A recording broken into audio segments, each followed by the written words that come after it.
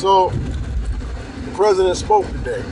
He spoke on um, racism and profiling, and I think I am joined by millions of other black men around the country that feel that, wow, he just spoke exactly what was on my mind.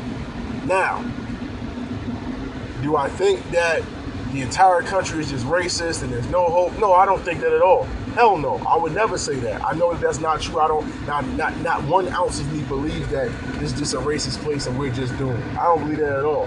What I do believe is that there are many people who do not acknowledge the reality that profiling exists and that it happens on a massive scale.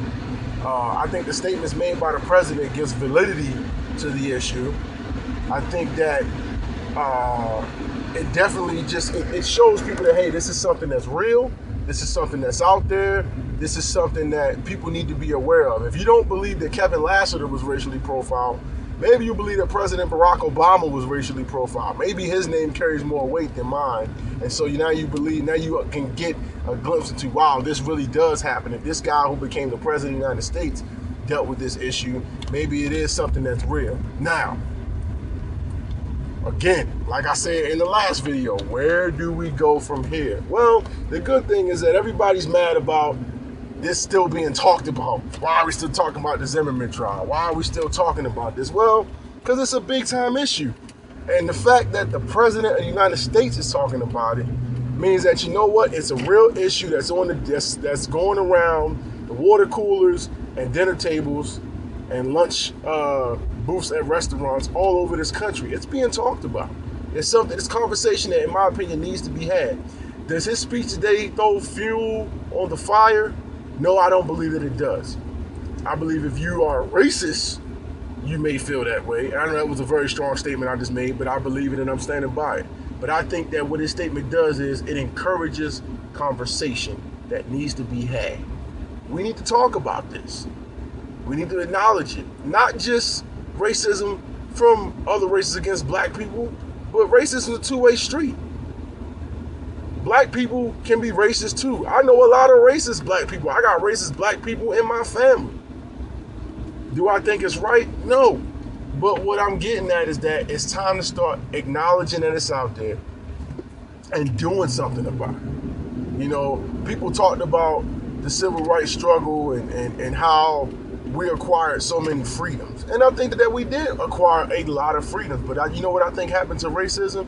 You know, back in the days of the 50s and 60s and 70s and 80s, and hell, now, depending on what part of the country you're in, but in the past, racism was a very open, very widely acknowledged part of our society with the laws that were written and things like that. Now, it's something that's you know, went from being overt to being very covert, you know, and certain events happen in our country that bring it out onto the surface again.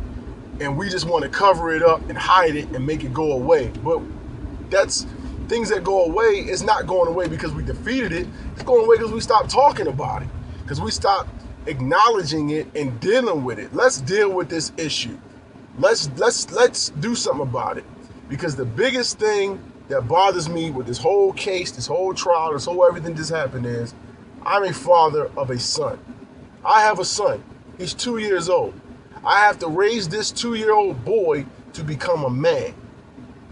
What do I tell my son? How do I explain to him he should behave himself? What should he do if somebody's following him? Does he have the right to, should he stay and fight? Should he run? Should he call the cops? What should he do? How should he feel about it? You know, these are questions that I'm asking myself as a father. How am I going to explain this to my son? How am I going to answer his questions when he asks me? Because I asked my dad about it, and he's going to ask me about it. At some point, it's going to happen. How do I explain it to him? So, how do I explain it to him? What do I tell him? The way that these things are going is things that we need to talk about with our children, that we as adults of different racist cultures, different areas of the country that we're from, we need to talk about these things. They are important. And by talking about them, we highlight the issues, we put them out there, and then we can begin to do something to stop it. Awareness of diversity, awareness of culture can bring education. And with education, people begin to accept things. And I don't mean accept racism as a way of life. I mean accept the fact that, hey, this is in our scope, in our power, in our abilities to change, to do something about. Because in all honesty, racism is stupid. It's just dumb. It's dumb. If you're a racist, you are an idiot. And that goes to people that skin is the color as mine, the people whose skin is every other color. If you're racist, you're an idiot. You are a moron. Please go jump off the planet. And I mean that with all sincerity. So, all my friends who are tired of hearing about the trial, let's do something about it. Let's do something about it. Talk to y'all later. Peace.